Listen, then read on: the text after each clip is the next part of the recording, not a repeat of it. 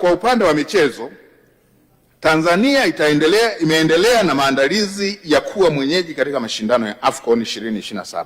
Maandalizi hayo yanahusisha ujenzi na ukarabati wa viwanja pamoja na miundombinu wezeshi, ikiwemo ujenzi wa uwanja wa Arusha na Dodoma ambao uwanja wa Arusha umeshafikia 75%, ukarabati wa uwanja wa Benjamin Mkapa ambao umeshafikia 95%, ujenzi wa uwanja wa Dodoma ambao umeshafikia 4%.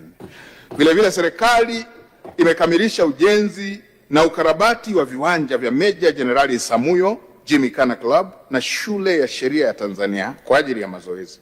Aidha, serikali itaendelea na ujenzi wa viwanja vya Farasi Gymkhana Annex na Leaders Club.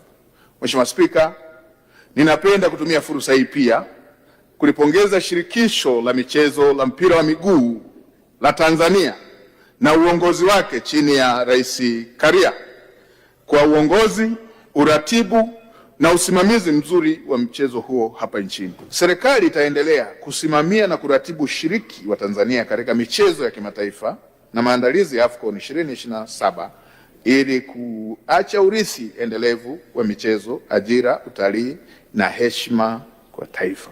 Aidha, itaendelea kusimamia ushiriki wa wanafunzi katika michezo ili kuweza kuibua vipaji.